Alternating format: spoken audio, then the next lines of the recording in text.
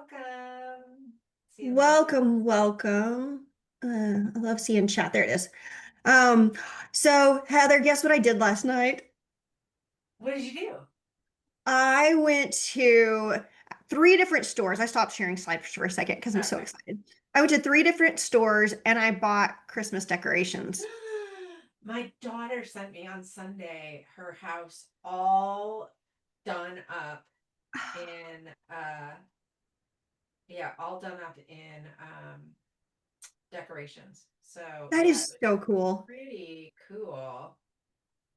I love it. I haven't got anything up yet, and I decided this year.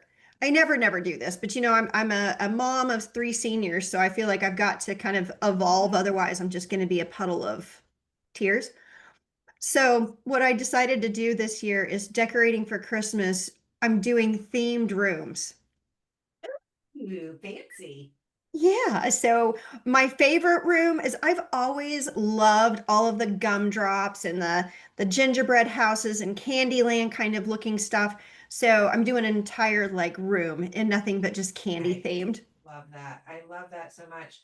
I am excited because I this is my first Christmas at the farm, although I will be in Baltimore with my brand new baby boy grandson who is being born 2 weeks from today. They have a scheduled C-section, so we now know. So 2 weeks from today, I will have a grandson. Oh my goodness. I Oh know, my right? goodness. Just in time for Christmas. Just in time for Christmas. So Ah, really exciting stuff. And I'm very, very excited about that. So bring it on. And very exciting stuff. So I will be down in, oh, I sound very low. I'm so sorry. Yep. I'm going to bring this over. Is this better? world of difference. Oh my gosh. I'm sorry. Somebody yelled at me today. I was doing a podcast with Joe yesterday, and he said that it was mean of me to have my mic all the way across the room. So sorry, guys. Thanks for calling me out. Yes, I'm going to You be know, grandma. that's so awesome. Mm, Oh, Anne's here. Anne sent me a picture of a kitten that was rehomed from our house to her house, and it was an adorable picture. yeah, Super sweet. so cute. And I, yes, Jonathan, our hearts do go out to Megan Tarnow. Absolutely. It's really I sad.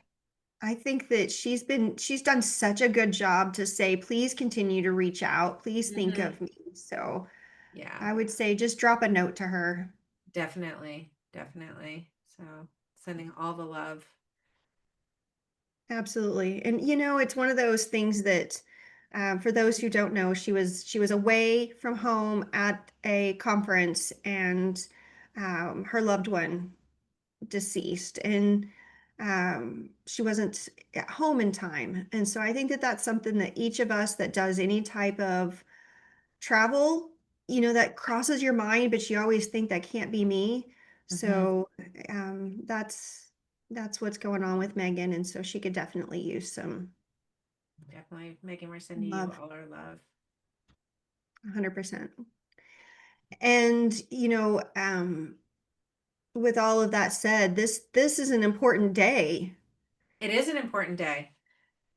Yes, we absolutely. So today's a day to thank all of our veterans. Yep. So huge thank you. I know I think everybody likely has a veteran in their family somewhere with the whether it's direct. My dad is a veteran. My brother was a veteran. So thank you to all of you who have served and to your loved ones who have served and to everyone else who has served to keep our country free and to protect us. We appreciate you. Absolutely. And my son got to participate in a veteran service and he got to play tuba. And I feel like that's such an honor and a way to be able to connect the youth with the various members of our country who have served. For sure. Yeah. No, I think it's definitely important to take a moment and be thankful.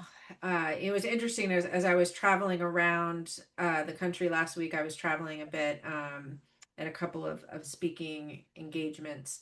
And I made a point of stopping at when I was in the airport and thanking every TSA agent that I met. Um, because they were working for us, trying to keep us safe without getting paid. And that's a huge service to us. It's certainly easy to call in sick, and they didn't. They showed up and they took care of us. And I just took made a point to tell each one I saw thank you. I was at the airport last week, and there was some of that was happening in line, and one of the agents said to everyone, they were like, "Well, so you're being so kind. Do you want to come and work for us?" And one of the people yelled out and said, "Not for no pay." So I hear you're hiring, but you're not paying. No thanks. Right, I right. mean, Well, I yeah. joke, but I mean, it was nice to be able to hear that they were still laughing too. They were, and I mean, they were lovely. They were just, they seemed in at least everyone that I encountered. I'm sure that's not the case, everywhere, but it's definitely so a lot of people are struggling, and um, you know, A it's lot of changes. a lot of So change. that kind of rolls right into our topic of the day. We're going to be doing a showdown of GPT engines. And I think that really signifies where we're at the end of 2025, like what all has happened and how Mhm. much we are starting to rely on the various GPTs that are out there. I know that there's several others that we could talk about, but I was confiding in Heather and I said it's hard for me to keep up with these two. Right. So 100%. that's where I kind of 100%. like cap myself out at. And I want to just preface this by saying, because I was actually having quite a bit of imposter syndrome with Liz a little bit earlier today when we were going to show this. I'm like, I feel like I use it a lot on my other computer. And I'm like, if I could only show the stuff that I do at Woodard, I would have so much to show. So I'm going to be talking a lot about what I do at Woodard, and I have pulled up a few things on my personal account. But as I was telling Liz, usually I'm using my personal Chat GPT account to figure out what that strange spot is on my arm, or how to substitute some kind of ingredient for something I'm cooking. So I'm going to show you some of the stuff, but I did, we both actually were talking about how we were getting frustrated with some of the more advanced features of ChatGPT. So, I think it's important just to stop and pause and say, you got to stay up to date with it, because I feel like if somebody had asked me, are you very forward thinking in AI, I would say, yeah. But then I got in and started tinkering with some of this more advanced stuff, and I realized that I'm really not. For what I use it for, I definitely am using it every day. Definitely a part of my life and my career. But there's so many features, and I also want to say is that apparently, from what I've seen, we're going to talk about where it really shines, because there's some really cool stuff that I've been able to do with it, and then where it's still not quite there, and there's a lot of that too. So, You um, know, yeah. I feel like Heather, that bit of honesty and transparency that you're showing, I think that we all feel that way. And it's difficult to be everything to everybody with every solution in every scenario. So I think that that's why there's value in gathering in places like this, because there's so many things that you and I have learned from each other and from our Mhm. community, that is the value in having a community. Yeah, no, absolutely. And I think I would love to hear in the chat throughout today's presentation how you guys are using it. We've got folks like Jason Statz and Hector Garcia, and Ashley Francis, who are doing really leading the way with some of this stuff, and the stuff they're doing is fantastic. So I encourage you, in addition to joining us today for this, to be looking to them, because they're doing some really cool things and have been in the 3 years. And think about it, it's only been 3 years. I just saw ChatGPT was launched 3 years ago to the public. It's only been Wow. around for a very short time. Continue your education on AI, because it's just going to continue to get deeper and better. And you're right, Liz, it's going to be next to impossible to stay on top of it. and run a So practice and have a and I family. love that you're talking about, in your personal life, the way that you're using it. And Jonathan, he just shared too that what to eat, so nutrition. I did the same thing. I was feeling some fatigue, and so I was like, I'd like to increase my water, but I want to do it naturally. And so give me some recipes. And it did such a nice job of giving me three different drinks per day, simple things, because that was the other thing Mhm. I asked it. And so what it recommended is what's in my refrigerator right now. So I've got apple cinnamon water. It's a cinnamon stick Yum. and sliced apples. How easy is that? That's And so then in the easy. afternoon, it was like drink some peppermint tea. So I've been doing that. And then the evening, drink some chamomile. So, it's these very, very simple things. Tomorrow, the next thing that it says is do my cucumber water. I've been doing Mhm. this for this will be my third week. Super simple things, but it's getting me to increase my water intake because that's where part of my fatigue was coming in, as I wasn't That's awesome. hydrated enough. Yeah, we're going to see. I mean, we're going to continue to see. I don't want to say we're going to see. We're going to continue to see lots of change and advancement. It's exciting. It's exciting. It's also scary. Um, one of the things I was just reading an article this morning about all of the lawsuits against ChatGPT over, families are suing because their family members have relied on ChatGPT for specifically as their therapist, and it has backfired, and there's been casualties from it. So I think that there's a dark side of AI that we need to be paying attention to as well, because it is very convincing, especially in the way that you can go in and personalize it and the way it talks to you. In fact, my ChatGPT actually has a voice on my phone, so I can actually have a conversation, and it sounds like I'm talking to a real person. So if you've ever seen that movie, Her, Hmm. it's very much like that. My ChatGPT has a very nice voice, and but talks to me, and it sounds like I'm talking to a person. So I think that the more personalized it gets, the better it is at knowing what your need is. Because we've talked about this before, it's the assistant role that it's right, really filling. So if you think about that junior assistant, you're training that junior assistant on how to talk to you, what it is that you need, and yes, so yes. it's doing better. And Tori, I'm so glad that you used ChatGPT last week to help you decide on a car. That's a big decision, and there's so much information. That's a lot to consume. And uh,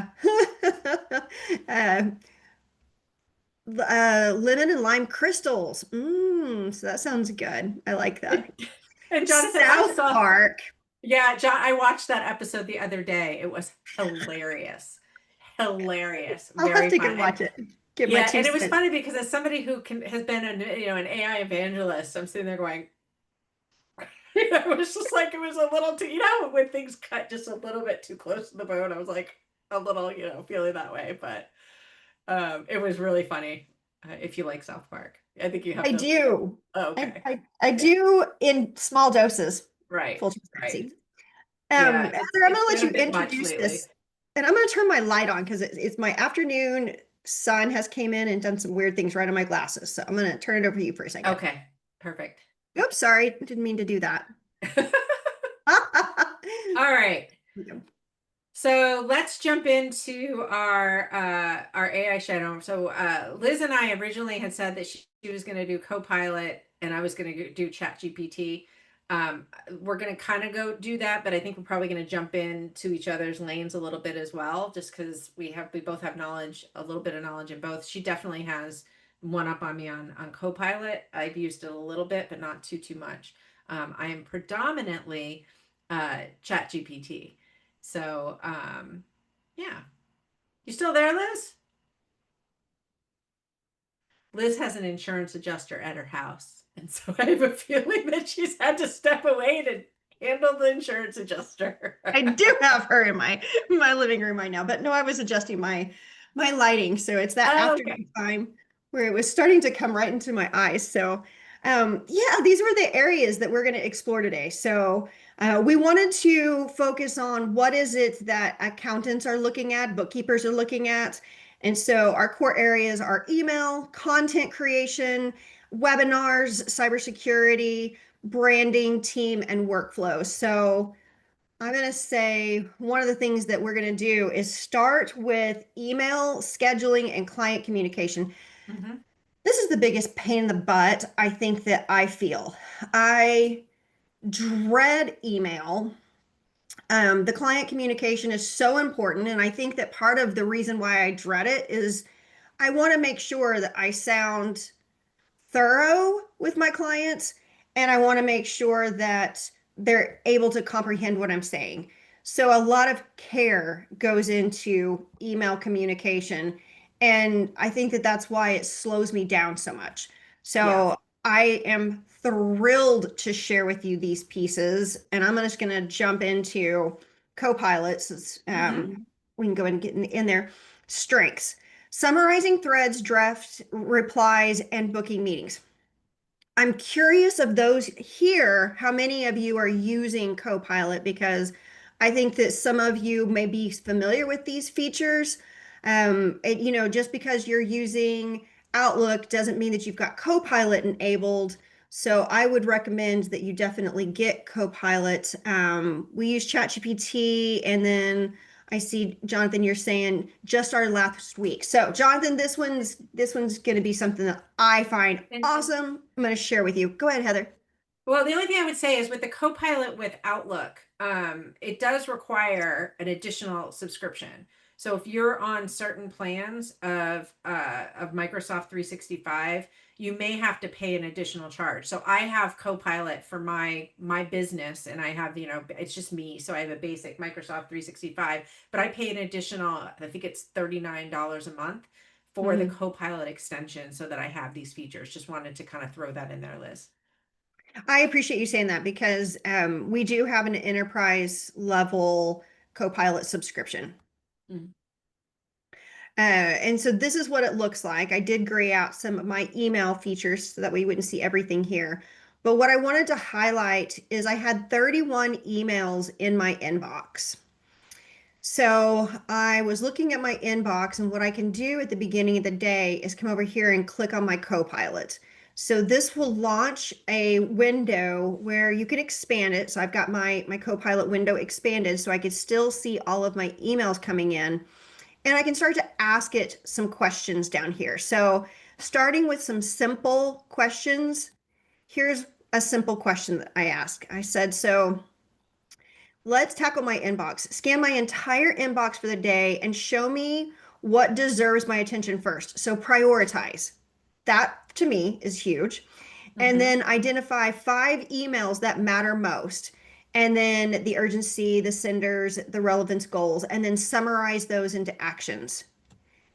This all by itself saves me time from going through those 31 various emails. So I captured this today. I'm just sharing you from today's, morning emails. There was 31 in there.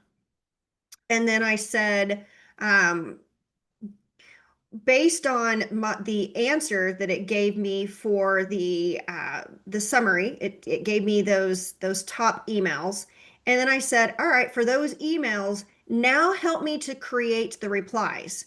So it gave me my 5 top emails, and then I said, help me to draft what those replies look like. So here's an example of this. So here's one of the emails that came in. So this is somebody who was emailing about happy hour. So it came into my Hmm. email, and she was saying, okay, we're not going to be able to meet today. That's a high priority. I need to be able to respond to her and let her know I saw your email. So I said, create that draft reply for this email, and it did it instantly. And so it's telling us, thank you for reaching out. We were able to understand what the email was asking us. And then we were able to, like down here, I'm able to say to Copilot, either schedule this prompt so I could actually do some more prompting in order to create more like this type's responses, or share this response. Whenever you click on that, I can actually copy this email and put it directly in my reply. Um, for me, this doesn't take away all of the doing of the email tasks. I still had to go through and I still had to ask Copilot to summarize my emails for the day. I still had to say, create the draft. And then I still had to copy and paste the reply in my email. So I feel like this is close to the type of scenario that I'd love, because what I would love to be able to see is in the beginning of my day to show up at my desk, open my Outlook, and it's already summarized. There is a feature that can do that inside of Copilot. I find this more valuable to actually go through the opening the Copilot and asking it specific questions, because I have more control over which replies I want to respond to. Uh, so what I'd love to see next is that I can use my Copilot to prioritize, automatically create all of the replies at once, and then auto send. We're not there yet, but I do think Mhm. that this is significantly improving the email experience. I agree. And what I've noticed with Copilot when I'm doing emails is it does have the, like you said, the ability to go through, and if you use the sidebar, right? There's a sidebar area where it will actually, rephrase something or create the email. And then I actually was able to, Liz, I think insert, but maybe that's super new. So I don't know. So I was able to insert, but it could have been, I was also on the browser version. I don't know if that makes a difference or not. But Oh, and I use the browser version too. And for those of you who use the desktop app, there are different features in the desktop app than in the there browser. The are, browser right. seems to be a little lighter than the Hmm. desktop app, but I prefer working in the browser. Yeah, I do too. So I'm gonna share my screen, Liz, Okay. and I'm gonna go in and show what I did, which honestly I just started playing with now. And I started playing with this today in preparation for today's event. So with ChatGPT, does a great job of crafting the emails. It really does. So I think everybody, I don't want to say everybody knows that, but most of us know that if you go in and ask it to draft an email, it's usually pretty good at doing that, and you can have a conversation with it. So that, Liz hit the nail on the head by saying think of it as talking to your assistant. So talk to it like a person. Don't, that's the best way to do the prompt. But what I did today is I actually connected ChatGPT to my testing Gmail account. So I have a Gmail account that I use for testing when I'm doing testing with Zapier and things like that. So I knew it wouldn't have any sensitive data, and I knew it wasn't going to compromise me or my company or anything. So I have that in here. And what I asked to do once I connected it, I went into agent mode. So this is in ChatGPT agent mode. Is I said, please organize my email from last week in Gmail. So the first thing it did was like, can you please define last week? And it asked me to clarify the dates. And I said, yep, fine, go ahead. And it went out and it actually did a great job of pulling in my memory, my messages, and categorizing them into different categories, which I thought was great, right? So it did a pretty good job of that. And then it also gave me the suggestions that like the its methodology of why it was actually, you know, uh, you know, putting them into those particular categories. Now I could have gone back and said, put the training webinars with the developer updates, or whatever. But I could have given it feedback. So I said, okay, well, that's cool. I said, can you create the folders and move the emails as you have recommended? So it tried. It tried, and I went in, and there was a couple of things that made me nervous. The first one is with the security, they have a big orange tag across that says, we are actually, accessing your account. So you have to be careful with that. And then I also asked it, so it was unsuccessful doing that in the beginning. So then I asked it to email Liz a joke. So here's where it created the joke. I said, here's a little accounting humor. So it knows, ChatGPT knows all about me because I have used, and I have a slide for this, I have used it. I've used the personalization to say who I am. It knows who Liz is. It knows a whole lot about me. So that this, by sharing that information in my personalization, it responds better. And the more I use it, it responds better. So here it created this cute little joke. It said, why did the accountant break up with the calculator? She felt like she was just being taken for granted. I don't know, but yeah. Anyway, wishing you a good laugh in the rest of your day. So it tried, and then what it did is it said that it wanted me to go in and actually log in. Now this is really cool. It actually did a screen share with me.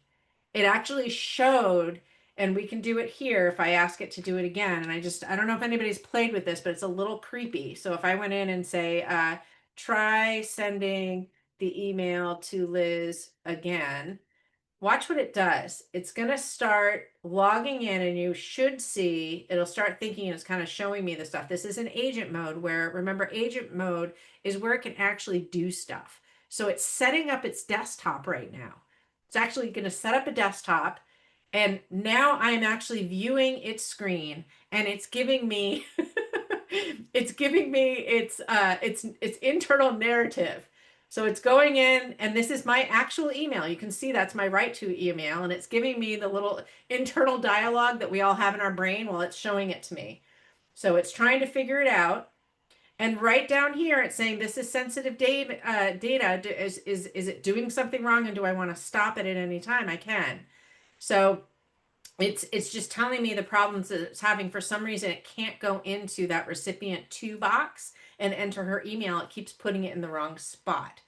So it's trying to do it. It's trying to connect it. But do you see how interesting this is? That it's actually going in, and I'm looking at a window of the computer. It's showing me the errors.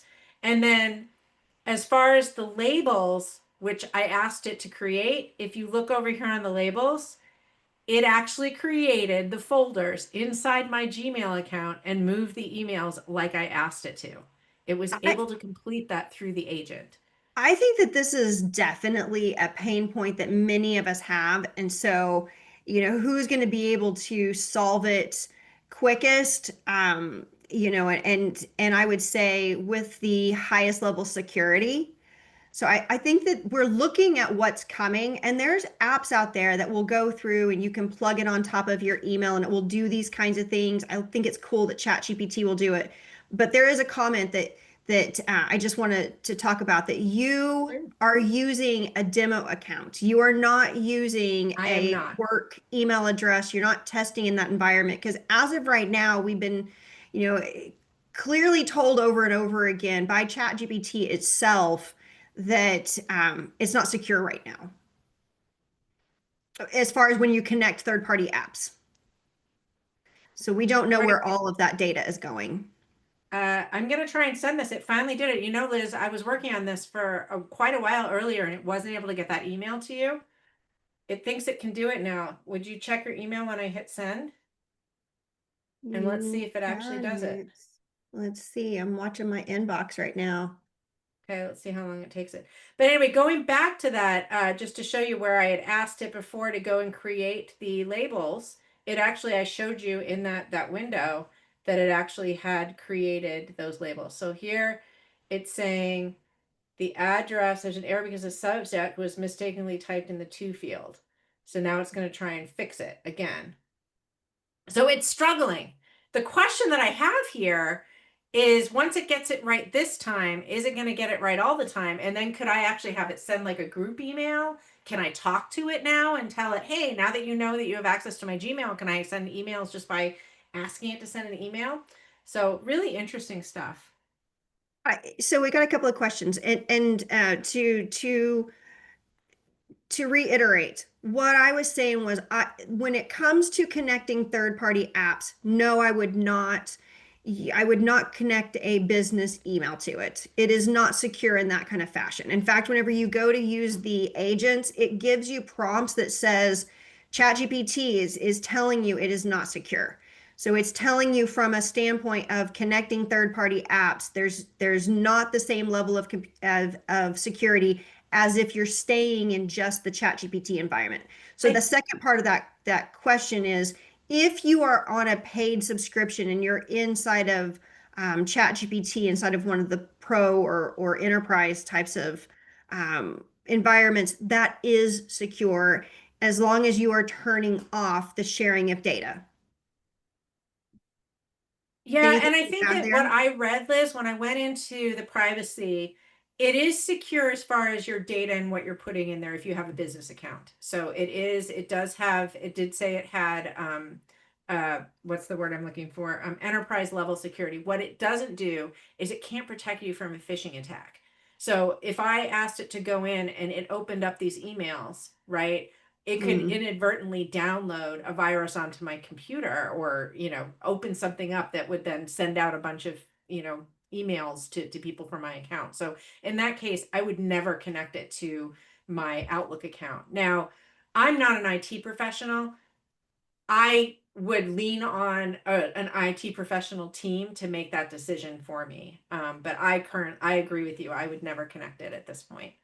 At this point, yeah. And I mean, we may get to that point. I think that we're headed to solving some of these real world pain points that we all have, and this is one of them. But I still Yes. don't have the email yet. Okay, well, it's trying again. It's done it again, and now it's trying to figure out to send it. It's trying to find the send button. So it's trying to scroll the message to reveal the hidden send button. And then if it can scroll down to bring to the bottom of the page, it's having a problem. It's going into a little bit of a crisis here. But Okay, I'm well, gonna go let's keep ahead. going and Ah, see if, there it is. It got to the send button. So okay. let's see if it worked. I agree, Jonathan. Like if one of the things that Heather's saying is if it was opening up your email and it found an attachment or a link, it wouldn't know It not wouldn't know. to click on those. Correct. And you can see it is clicking. So there's the issue, right? I mean, if it's a virus, I would imagine that it's actually the virus is going on to their, whatever desktop it's using, whatever environment it's using. All right, it looks like it sent it. Okay, well, I've got my email open, so if it takes a little bit, All right, well, I'm going to stop oh, sharing so we're not spending our whole webinar on this one thing, but we'll get back to you. If it shows up, we'll get back to you. But that was what I wanted to show people, is how you could actually interact with your Gmail account using ChatGPT. And it can do some cool things in agent mode. You can definitely create the wording to an email and then copy and paste it into your email. But it seems like the agent needs a little bit of training. And I would imagine, Liz, that if I worked with this regularly, it would get pretty good, but I wouldn't use it because of the security issues. I agree. And so I feel like for the time being right now, Copilot is the more secure option and a quicker option just because of the bugs that's kind of having right now. So, I don't know that that's going to last long because I would say that you and I probably both would agree that ChatGPT is a awesome tool that you and I are using multiple times a day, where Copilot has its place. Yes, for Um, sure. okay, Copilot. So, talking about workflows.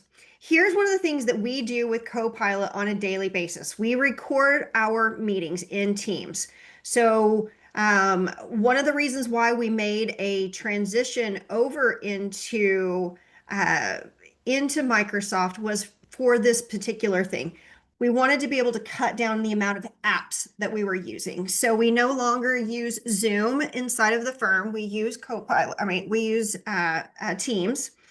And then the other thing that you can do inside of Teams, if you've got Copilot turned on, it will start to record those meetings. And then you can take that transcript from the meeting and you can generate those summaries and those action items and then create the email. So I know a lot of apps are doing this, but we wanted to cut down on the amount of opportunities that we might have security breaches, and so using one tool for everything allowed us to feel safer in that area and accomplish quite a bit. So I'm sharing a shot right here. So a meeting that happened inside of our office. So here is a recap of that meeting. So I could look at the entire recording. I've got my full transcript that I can see here. Copilot is already creating an AI summary of that meeting, but then I can come over here and I can open up Copilot and I can say, what are my action items from this meeting? And it will tell me, here's all of the things that from that meeting are now the action items to create. And then I said, create an email based off of the summary and the action items for this meeting. And it created that. And down here at the bottom, there was a copy. So again, it's not sending it directly over into my email as of right now. There is some coding that you can do. We have not done that. So what I'm doing at this point is I'm still copying and then pasting it over into my email. Still feel like I saved time. I'm still only using one app for my meetings and the recordings and my GPTs. So I have a bit more of safety whenever it comes to my feelings of what's happening with the data. Uh-oh, Heather, you're on mute. I'm on I'm gonna mute. flip it back So over to you though. Oops. yeah. So you can create workflows in ChatGPT. What it's great for is creating SOPs and workflows. So if you, again, like you said, I can take an MP4, or it doesn't like MP4, so I want to back that up. MP4s actually don't work all that well, but if you can get a transcript from, from your chatbot and download it, it can actually do a really good job of summarizing it. So what Mm, I will say is that most of those solutions now already have that built in, so you don't really need ChatGPT to do it. But what I will tell you is one way that I used it really well is when I wasn't physically at Intuit Connect, but I was there remotely, and I was remotely meeting with leadership doing interviews. And one of the ways that I was able to leverage ChatGPT in a really meaningful way was I was able to take the transcripts from the meetings with leadership, and then add to ChatGPT other sources, other articles I had written about Intuit Accountant Suite, other articles I had written about other topics, along with other articles out there on the web and a web search to really pull together the basic framework for articles that I was writing for the Woodard Report. Now, do I just write the article, copy and paste? Heck no. I would never do that. So, but what it did do is it was able to go through and kind of pull out quotes that I wanted to add into certain places, and it did a lot of the heavy lifting. This article, and you know, Liz, because you wrote for years and years and years and years for Insightful Accountant, that writing an article like this typically takes between 4 to 5 hours, right? hmm From the research, the writing, the editing, and really finalizing it. Writing those articles took me probably about maybe a little over an hour, because I was able to really have it drill down, pull out the information, then I would go through and fact check it, make sure that I'm using my own words and my own thoughts. But the way that I use it is I talk to it and I'll say, this is what I thought about this particular issue, right? And then I would put in my words, and then I can use it to kind of smooth things out and make the words sound a little bit better. But it knows my writing style. There's times where I'm like, I don't even have to edit this, but I do edit it because I refuse to to publish something that comes right out of AI. But it is really incredible. And so what I teach and what I tell people and what has worked well for me is, if you take something like Scribe How, you can actually document a workflow, then take a transcript of a meeting, and it can actually create the workflows that then you can take and put into your workflow solution. It's brilliant that way. And Liz, I'd like you to check your email. I don't have anything. You still don't have anything. I don't. I don't. Interesting. I'm looking at my other. Let me look at my junk. Okay. Ah, it did go to junk. It went to junk. There you go. So it worked. Good. So ChatGPT successfully sent an email to Liz of a joke that he created, which was not funny at all. So But it's um great that it did do it. It the did send it other directly to thing, junk, which I think is odd. I wonder well, why. it's probably because that email is just a junky, it's not really a real email. I wonder It's if you still tried to organizing, send by me the way. something It's from still that email organizing address, my if it would still send it to junk. yeah, Just like directly from that email, or if it was because maybe, ChatGPT was involved. maybe. Um, so the other thing that I did in this area, and I just wanted to show this, Okay. is um, where was it?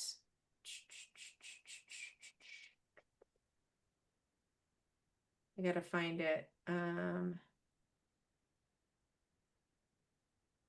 gotta find them at where I put it. Uh, well, the other thing that I was going to show you is I had actually, and I can't figure out where I was going to try and show you the prompts, but I had had it create a Excel spreadsheet, which I think is also part of workflow. And what I asked it to do was to create a depreciation tracker, Liz. Hmm. And I just Oh, want to show yeah. you what it created for me. So this is right out of ChatGPT. I just opened it, and I had asked it to, it said, do you want me to create a macro with macro code, or do you want me to just create it based on using and I hope I'm showing, am I showing my calendar, or am I showing Excel, Liz? You are showing Excel. Perfect. Okay. So this is the one with just the formulas. And so what it did is it created an asset list. So I can go in here and I can put in asset 002. I can put in desk, right? Or deke. I guess I don't need to fix it. We'll put in the date. We'll put in today. Oh wait, that was last week. I guess it doesn't matter. We'll put in 15,000. We'll put in the salvage value of $1,000. We'll say the useful life is 15 years. And then I'm going to use the double declining method. So I put that in, and if I go to the formula, I can actually click here to select the asset. I did not do anything to this, people. This created directly from chat gpt, and is it right? No, because my salvage value is $1,000, so something's wrong in here. But if I did select the first one, it actually did it perfectly. It could handle the straight line depreciation. Hmm. So pretty cool. So that's just an example of for workflows of actually getting accounting work done, is that I had said create this workbook. Now I had also used ChatGPT to help create course development, because I am the director of education and media at Woodard, and it actually does a great job of doing that as well. So I can literally tell it what I want to do with the columns and the rows, add formulas, and it does a beautiful job. So if you haven't been playing with Excel and ChatGPT, and I know we're going to get to Excel a little bit later as well, Liz, but I thought this was also a really great example. You know, there's a lot of things that you were just talking about too. So minus the Excel, you were talking about writing, and that kind of goes right into this next segment, and then content creating. And so, one of the things that we wanted to do was highlight the features and the differences between the two Yeah. platforms and what it looks like if you're doing specifically um, designing for decks. So in an environment in Copilot, I'm going to open it up. And for the sake of time, let me share with you my my Copilot prompts. Let me see if I can. Can I ask a question, Liz, before you jump in? Because I've tried to create presentations in Copilot and it hasn't been able to create slides. It only gives me ideas. Well, let's create one together. Okay, so Okay, sure. I did do this for the sake of time. We've got 15 minutes. So what I did do was I came through here and I said if I was to dump this, what I said was I wanted Copilot to create, I was going to see if it would pull up my prior, create an outline about puppies and adoption. That is all that I gave Mm-hmm. Copilot inside of Microsoft. So it came up with this outline. So then the next thing I did is I said, okay, based on this outline, I want to create a deck. Here is the deck that it created. And so, based on what you just said, Heather, it makes me want to come over here and just create a new one. So, if I'm over here and I say create a new PowerPoint, I'll show you the steps that I use. Oh, great. Okay. And then, so from here, I'm asking for it to create my presentation. So, I want to. Um, if I come over here into these slides areas, I'm not able to get as much detail. So maybe one of the things that's happening, Heather, is if you open it up over here, it Mm-hmm. doesn't necessarily always utilize the Ah, same PowerPoint. It's creating it inside of here where I'm able to say, got it. create a So presentation. that's a big takeaway there, because the Copilot up there is giving you ideas. The one that's the little icon that's at the top left is actually able to execute. Yes, Very yes, cool. I agree. Okay. So, Yeah. so create a presentation. I didn't even have to do anything here. I just clicked on this and then create the presentation. I'm able to say, I hit my slash, and my slash is going to pull up all my recent files. And so here's that puppies document. Mm-hmm. And then I can say create. So it's going to generate a brand new slide deck. It doesn't have anything Nice. to go from. and it's like, here's all the different slides that it's recommending. And then it'll ultimately come in here and it will generate the entire PowerPoint, generate slides, and then it's going to do a new presentation. Very And cool. yeah, yeah. So it is pretty cool. I do like it. I'm going to move over into ChatGPT so that way you can see it, but it will continue to create these and we'll come back and we'll check on it here in a second. Perfect. Awesome. All right, so same thing. So I went over to ChatGPT because we do create a whole lot of PowerPoints, and I said the same thing over inside of ChatGPT. I said create a PowerPoint presentation based off of puppies and adoption. Create the outline. Now, I have noticed one of the things that is different about ChatGPT is I then need to create a next prompt that says, all right, now create slide recommendations. So there is one more step inside of ChatGPT. So here's all my slide recommendations that it will do. And then I can say, the next thing that I think is really cool is export to Canva. So this is kind of a new thing, and you and I were talking about it. And you Hmm. do need to have Canva connected as a GPT. You do, yes. So And I one, couldn't get, and just so you guys, I couldn't get it to work because I tried to set it up and it got stuck. So, but so I didn't have time to troubleshoot it, but it's working for Liz for sure. yeah, and it makes me wonder, is it just a bad day for Could ChatGPT? But be, I could can be. come through here and I can open up each one of these templates that it Hmm. gave me inside of Yeah, Canva. So it's like, here's my different presentations and I could continue to edit it. And I've got that's all the cool. various different slides. Right. It created everything for me. So when it comes to presentations, I can say that let's come back over here and look at it. So keep it, yep. Whenever it comes to content that is related to your client, maybe like one of the things that we have done in the past is create a presentation for particular clients.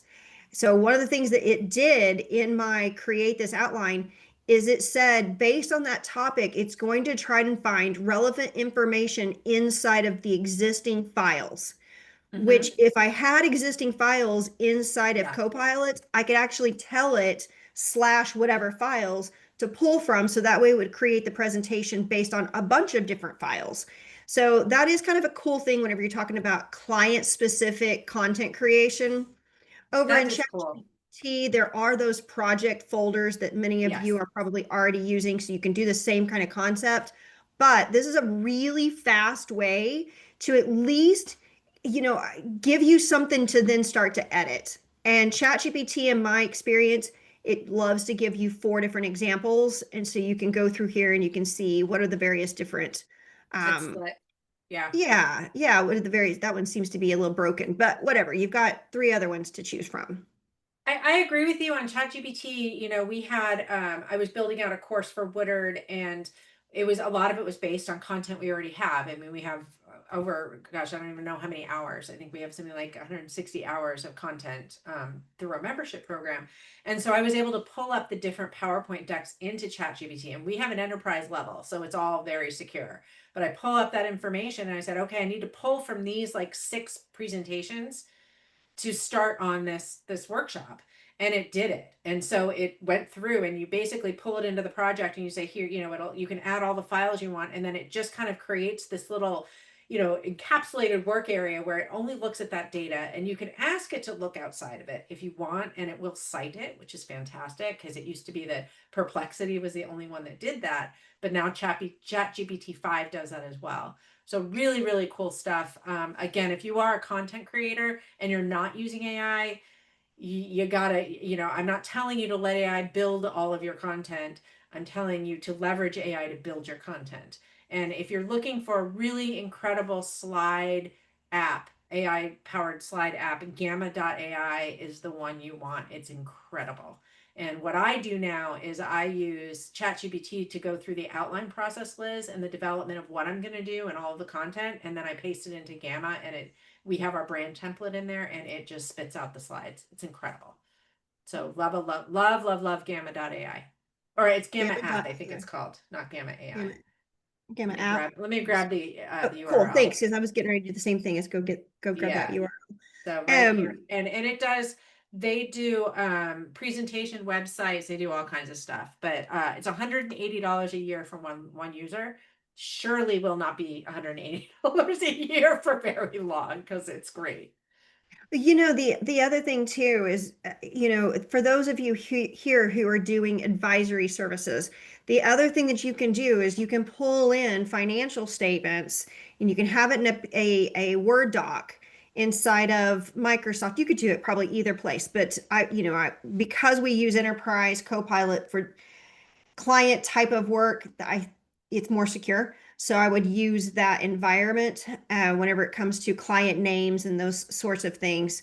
Uh, but the point is that you can create advisory decks based off Mm, of financial statements for your clients.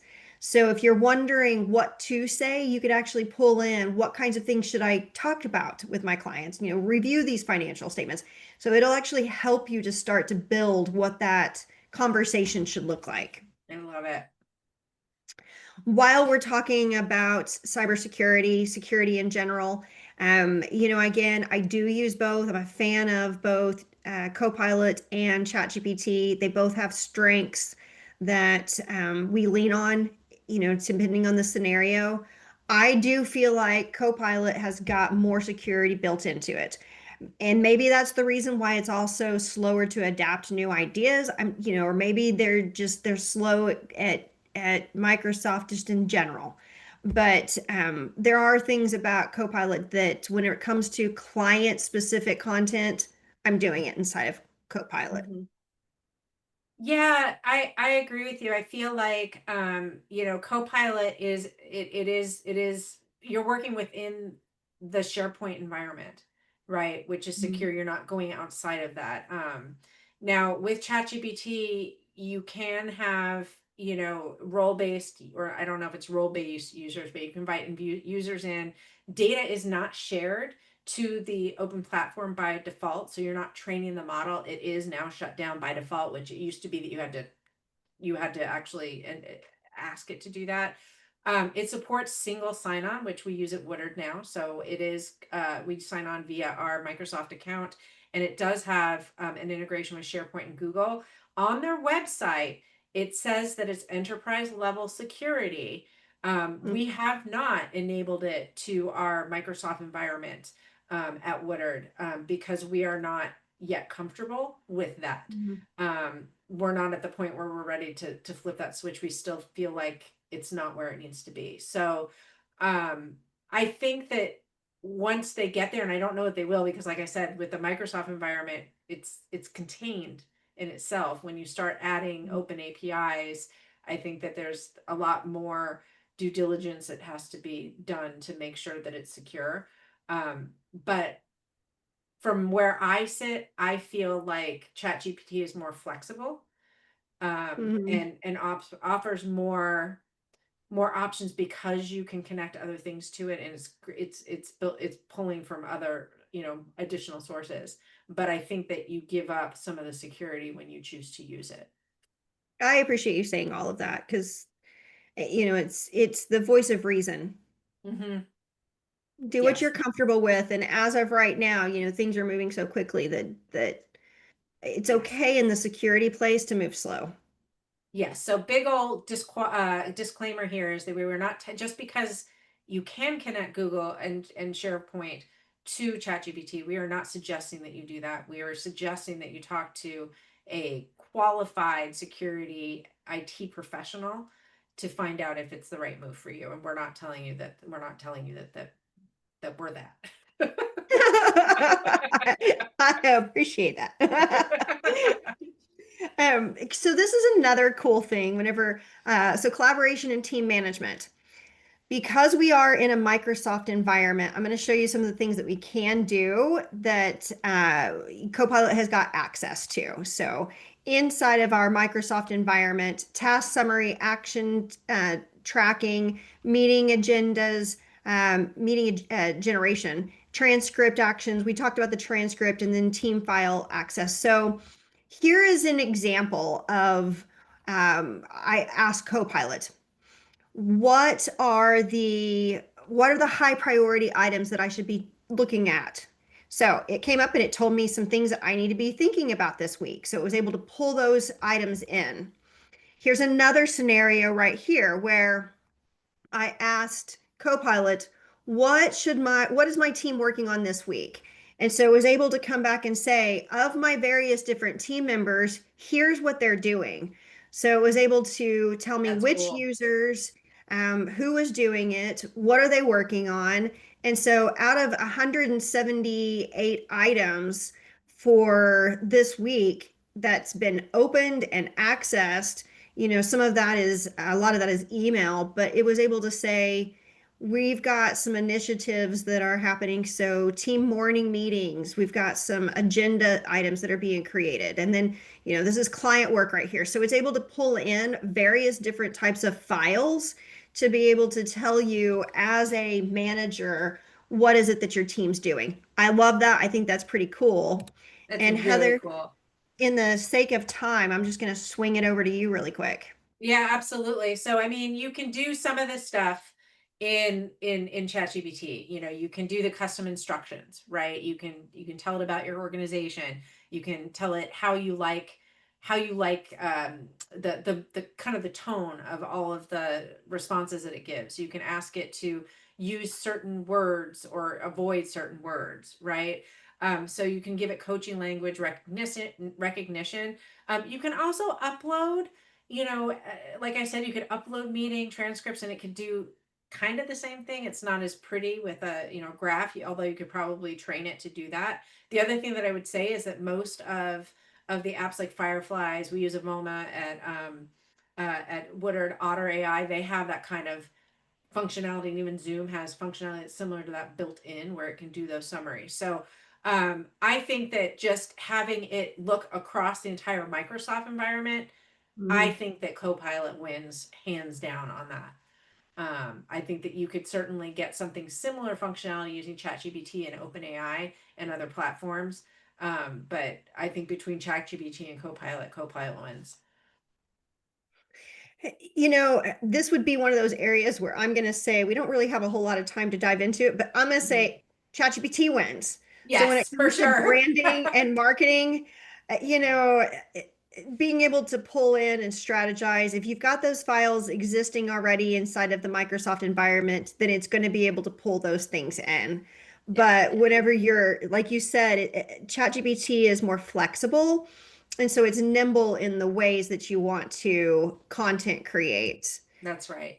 And it really, it also, you can choose from the different models within ChatGPT too. So what I have found now with the ChatGPT Pro, which is what we have at Woodard, it's so good. And when you go into that Pro mode, it's the hallucinations are very far and few between. Um, Really good. So I think they both have a place. If you're a I agree. Microsoft firm, I think that they have a place. Both of them have a place. We use both at Woodard. Um, you know, uh, I'll let you speak to Copilot, Liz. Well, I mean, I feel like whenever the security comes into play, I feel more comfortable inside a Copilot period. And whenever it's specific client information, where am I storing data? Where am I tracking data? It's inside the Microsoft environment. So utilizing Copilot to consolidate, to find trends, those kinds of pieces of work, email generation, prioritizing. I feel like Copilot's a winner in those particular areas. Yeah. No, I agree. I think that, we're going to see it is a race. I think it's going to continue to, we're going to continue to see some stronger than others. And we didn't even look at Gemini, right? We didn't look We at some of the didn't. other models. So I think that maybe that's another episode, although I think we're going to have to bring on a guest because I've never worked in Gemini. So I think we're going to need to find somebody that's done it, that's doing it.